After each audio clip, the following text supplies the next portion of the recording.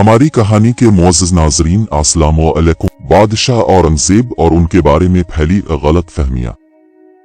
अमरीकी तारीखदान इडर टर्शक्की कहती हैं कि तमाम मुगल बादशाहों में बतौर खास औरंगज़ेब आलमगीर में उनकी दिलचस्पी की वजह उनके बारे में दुनिया भर में फैली हुई गलत फहमियाँ हैं। तारीखदां जादूनाथ सरकार ने अगर उन्हें अपनी नज़र से देखा तो जवाहरलाल नेहरू ने अपनी नज़र से या फिर शाहिद नईम ने अपनी नज़र से और सब ने उनके मजहबी पहलू पर जरूरत से ज्यादा जोर दिया। Aurangzeb the man and the myth नामी किताब की मुसन्निफा ने BBC को बताया कि अगर रवादारी के मौजूदा मेयार के लिहाज से देखा जाए तो माजी के तमाम बादशाह और हुक्मरान गैर रवादार रहे। उनका मजीद कहना था कि औरंगज़ेब के बारे में गलत फहमियां ज्यादा हैं और उनको हुआ देकर मौजूदा दौर में मुसलमानों को नुकसान पहुंचाया जा रहा है। इडर बताती हैं कि इसके बरक्स औरंगज़ेब बादशाह के अहद के बरहमन और जैन मुसन्निफीन औरंगज़ेब की तारीफ करते हैं और उन्होंने जब फारसी जबान में हिंदुओं की मुक़द्दस किताब रामायण और महाभारत को पेश किया तो उसका इंतिसाब औरंगज़ेब के नाम किया। इडर ने अपनी किताब में लिखा है कि औरंगज़ेब ने अगर होली पर सख्ती दिखाई तो उन्होंने मुहर्रम और ईद पर भी सख्ती का मुजाहिरा किया। अगर उन्होंने एक दो मंदिर तोड़े तो कई मंदिरों को अतिया भी दिया। मुख्तलिफ तारीखदानों ने औरंगज़ेब को अपनी ऐनक से देखने की कोशिश की है। मुसन्निफा के मुताबिक औरंगज़ेब ने खुद को एक अच्छे मुसलमान की तरह पेश किया या फिर उनकी हमेशा एक अच्छा मुसलमान बनने की कोशिश रही, लेकिन उनका इस्लाम आज का सख्त गिर इस्लाम नहीं था।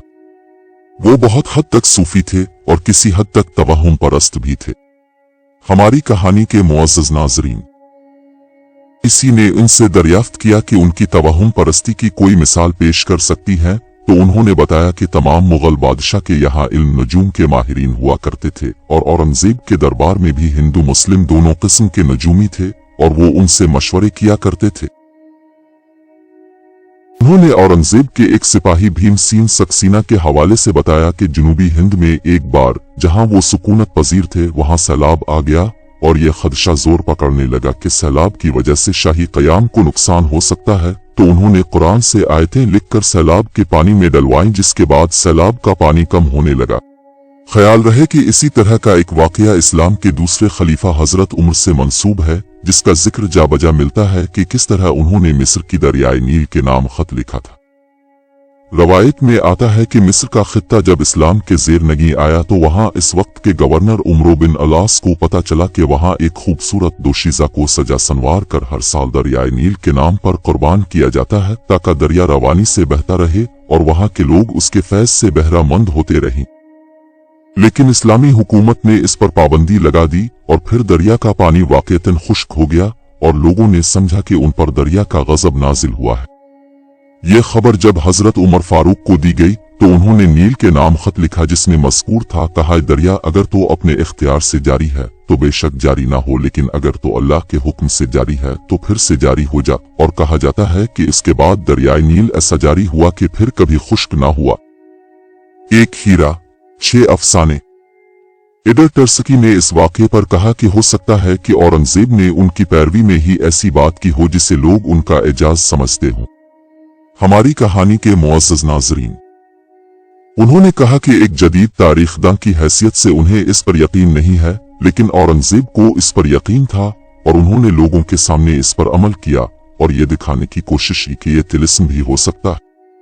उन्होंने बताया कि औरंगज़ेब हिंदू और मुस्लिम दोनों किस्म के नजूमी से सलाह मशवरा करते थे और कभी उनके मशवरे पर अमल भी करते और कभी उन्हें मुस्तरद भी कर देते थे। इडरी टर्शक्की ने दूसरे मुगल बादशाहों के मुकाबले औरंगज़ेब के इम्तियाज का जिक्र करते हुए कहा कि वो सारे मुगल बादशाहों से में सबसे ज्यादा पाकबाज थे। वो हाफिज कुरान थे और नमाज और इबादत के सबसे ज्यादा पाबंदी करने वाले थे। औरंगज़ेब पर यह इल्जाम लगाया जाता है कि उनकी फनून लतीफ़ा और बतौर खास मौसीकी से नफरत थी और इस बारे में मौसीकी के जनाजे वाला किस्सा मशहूर है।